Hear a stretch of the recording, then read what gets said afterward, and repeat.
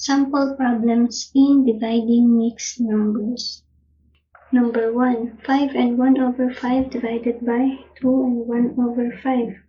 Ang gagawin lang natin dito ay i-convert muna natin yung mixed number into improper fraction. Yun munang 5 and 1 over 5 equals 5 times 5, 25 plus 1, 26 over 5. Tapos, divided by 2 and 1 over 5. Convert din natin to sa improper fraction. 2 times 5, 10 plus 1, 11 over 5. Yan. Magiging siyang 26 over 5 divided by 11 over 5. Kopyahin muna natin yung dividend na 26 over 5. Tapos yung division, gawin natin multiplication. Then, itong 11 over 5, kunin natin yung reciprocal niya, magiging siyang 5 over 11. Tapos, i-multiply na natin itong 26, 5. Multiplying fractions na tayo. 26 times 5. 6 times 5, 30. 2 times 5, 10 plus 3, 30. 13. 130 equals 130 over 5 times 11, 55. Itong 130 over 55, pwede pa natin siya i-lowest term. Divide lang natin siya sa 5 equals 106 over 11. Yan, yun ang magiging sagot. Or, pwede pa natin siyang gawing mixed number kung gusto nyo. So, ulit natin. Sa tabi, 26 divided by 11. 26 divided by 11, 2. 2 times 11, 22. 26 minus 22, 4. 26 over 11 or 2 and 4 over 11 yung magiging sagot. Number 2, gawin lang ulit natin yung ginawa natin sa number 1. Convert muna natin yung mixed number into improper fraction equals 9 times 5, 45 plus 7, 52. 52 over 9. Kopyahin muna yung division, tapos convert din natin to sa improper fraction. 2 times 4, 8 plus 1, 9 over 2. Yan, ulit-ulit lang yung gagawin natin. Kopyahin ulit natin yung dividend, 52 over 9. Yung division, gawin lang natin multiplication. Para mangyari yun, gawin natin reciprocal itong 9 over 2. Magiging siyang 2 over 9. Yan, tapos proceed na ulit tayo sa multiplying fractions. 52 times 2, 104. Over 9 times 9, 81. 104 over 81 na yung magiging sagot. Or kung gusto niyo naman, ibalik ulit natin siya sa mixed number. Solve ulit natin dito sa tabi.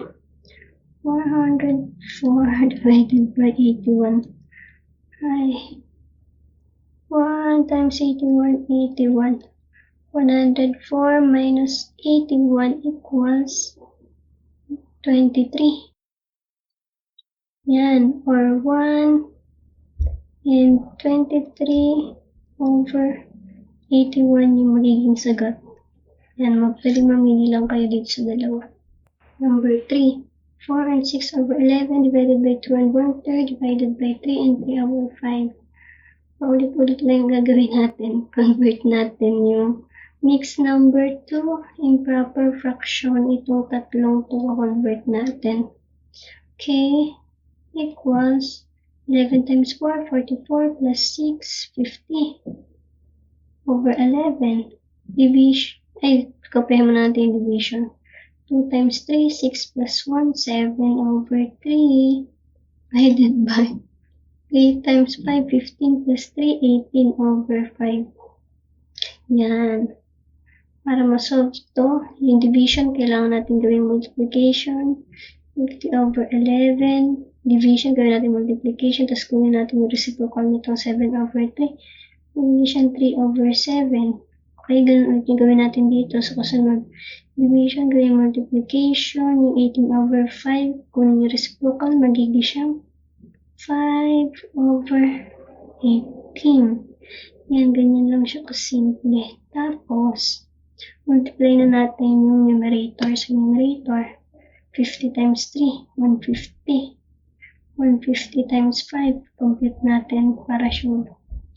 150 times 5, 0 times 5, 0, 5 times 5, 25. 1 times 5, 5 plus 2, 750.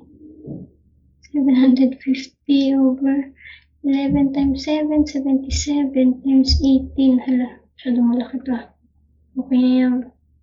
Okay lang yan. Kaya yan. 77 times 18. 7 times 8, 56.